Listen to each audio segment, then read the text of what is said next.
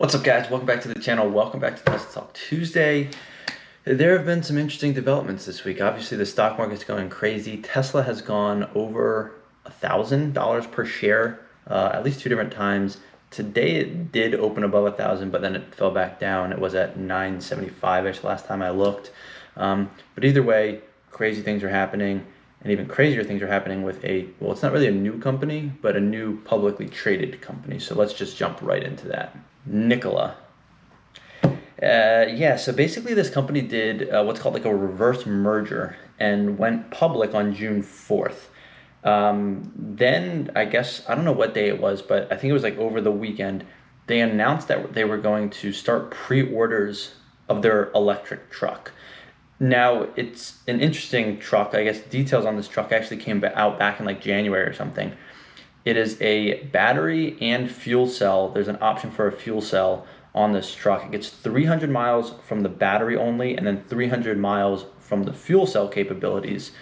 So it's very interesting in that sense. Now, Elon has talked about fuel cell technology and basically saying like it's not going to work, people aren't going to do it, whatever. So, I mean, it'll be interesting to see what happens with this truck going forward. However, they still do have a fully electric range of 300 miles. Now, this truck is 0 to 60 in 2.9 seconds. No idea what the cost will be. But the CEO of the company says, you know, he basically wants to be the next Ford F-150, become the best-selling truck in the United States. So I don't know if this will happen, but either way, their stock shot up. Their stock went from like, I don't know, $20, $30 a share all the way up to like close to $100, like $80 range or something like that. Something crazy in like a day or two. They've come back off a little bit, but as of right now still, they have a valuation of like $23 billion. Zero products, zero revenue. I think the CEO tweeted out that they're doing fine financially. They have $700 million in cash on hand.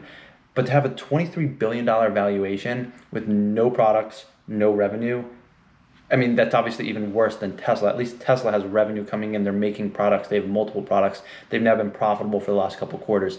Is their valuation crazy as well? Yeah, potentially. But they at least have a product and are selling things and are making money and profitable, whereas Nikola has none of that. So very interesting situation. But I guess Elon wasn't happy with this. So he supposedly the Cybertruck might be coming out early 2021. I don't know if that was the normal timeline, but he wants to get that out as soon as possible. Also, they announced that they will be trying to get the Tesla Semi out the door by the end of 2020. So I'm very excited to see if this stuff comes out. There hasn't really been any other big news on the Tesla Semi for the last couple of years. I think they announced the Semi at the same time as the Roadster, so that was like 3 years ago now. And there hasn't really been anything there. But because Nikola is now pushing with their stuff, Elon obviously wants to be first and have a superior and better product. Now, I still like the Cybertruck much better. You have the supercharging network. The Cybertruck tri-motor version should have 500 miles of range, which is close to what the Badger is, what the Nikola truck is called. 300 miles battery, but 300 miles on fuel cell. So that's 600 miles total. Either way, it is definitely an interesting race that's going on here now, but Nikola has said that their truck probably won't be coming out, production probably won't start until the end of 2021 or 2022, and then who knows how long it will take to actually get trucks out and what issues they might run into in the meantime, because they still haven't even partnered with an OEM in order to make the truck. So no idea what the timeline is looking like there. It's just a lot of hype. The stock is going crazy. I think they're really overvalued due to the fact that they have no products yet, no revenue, no partner with an OEM, whereas Tesla at least has some of that, but still could be overvalued. Either way, interesting things going on in the electric truck world, I guess you could say. But it is very neat. Competition is always good, so I am very excited to see this company come out with this sort of news, push Tesla to either act faster or make a better product and make sure that, you know, people want their truck more than the Badger, for example. We obviously have Rivian as well, but I guess haven't heard much on that front. But Nikola does have an event on June 29th, so I'm going to be on the lookout for that. I do want to hear more. I do want to hear what they have to say. But it doesn't seem like they're going to announce an OEM partner for at least the next couple months until they find one. So, yeah, I guess just waiting on that because they need to get that down before they can actually get a production timeline. So, interesting things happening in the stock market and with electric/fuel cell electric vehicles. Now, some other interesting news. I guess Tesla is looking to design like a China-based new car. So they're actually taking submissions for designs from professionals or even non-professionals that have never designed cars before for a China-based car. So this could potentially be an even smaller compact car than like the Model 3, but they're opening submissions to anybody. So it is interesting that they're throwing their hats in the ring there to create another, I guess, China-based EV and then potentially sell it globally, but really appeal to the Chinese car market. Now, next, the Model 3. So the Model 3 had, I guess, USB ports in the back and didn't come with a wireless charger, but over the last, I think just a week ago, they started pushing out Model 3s now have a USB-C port in the back. So two USB-C ports, and then up front there's a wireless charger for like a phone, for example. So I think that comes standard in the cars now, but part of this is to streamline production for the Model 3s and Model Ys, so they're sharing similar parts. Oh, going back real quick, I guess Ford has actually delayed the electric F-150 pickup that they like had some videos about, I don't know, a couple months ago or last year. They've delayed that to mid-2022 now. So, I mean, that's going to be another 2 years before they even come out with this. I'm hoping the Cybertruck comes out in early 2021 because that would be awesome. I do technically have two pre-ordered. I'll probably only get one, but yeah, I accidentally ordered because I got an error screen and then I pre-ordered again and then got two emails the next day and just left them. It was only $100, fully refundable, so I just left them both in there. And yeah, we have two tri-motor Cybertrucks pre-ordered technically, but I'll probably just get one. But Ford's pushing back. The Badger's probably not coming out till mid or late 2022 at the earliest. The Cybertruck, however, might be coming out early 2021. So I'm super excited, and I hope that's the case. Other news, Electrified Garage, Rich Rebuilds. They put out a post. I guess it was, I read an electric article that was saying it was a shop in Quebec, I guess, that originally came out with this. But it's basically a way to upgrade a Model 3. So normally with electric cars, you buy what you get. You buy the electric car, that's the performance you get. You can't really do anything, right? There's no turbos you can slap on. There's no exhaust, downpipes, removing the cats, getting a supercharger. Like, you can't do any of that.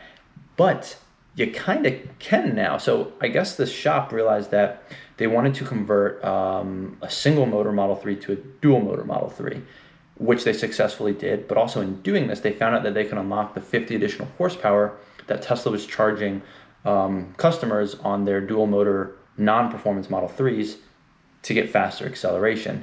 So they realized they could unlock that 50 horsepower. Then they also realized that they could basically create a performance Model 3, but it, I think, was dependent upon the motor. If you watch Rich Rebuild's video, he does say that when you're looking at the motors, I think you can look at them like through the wheels or something. You have to look at the digits that are on some piece. And based on what those digits are, determines whether or not you can do like a full performance Model 3 or maybe just unlock an acceleration boost. But either way, it is interesting that third-party shops are finding ways to now modify Teslas or electric vehicles without going through the manufacturer. And in addition to this, if you do this like acceleration boost or create a performance Model 3 out of a non-performance Model 3, you can also get drift mode enabled, which is, or like track mode effectively, but you do have to access it through like a website. So I guess it connects to the car, but you go to their website and do it. You obviously can't turn that on and off, I guess, in the Tesla screen interface because your car was effectively like hacked, you know, because it's all software. But still very neat and cool that people can modify their cars themselves now or pay third-party companies.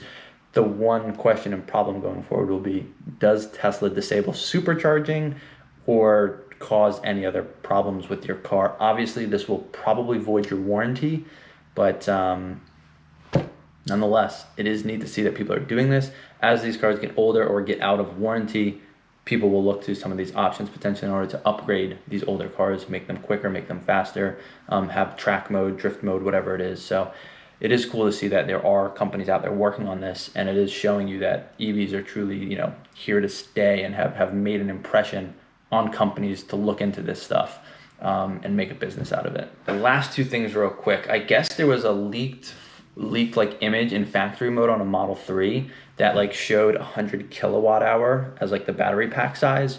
So people were speculating that, you know, the Model 3 would soon have 400 miles of range potentially with a 100 kilowatt hour battery pack. Musk has come out and said that there is nothing in development or something for a larger battery in the Model 3.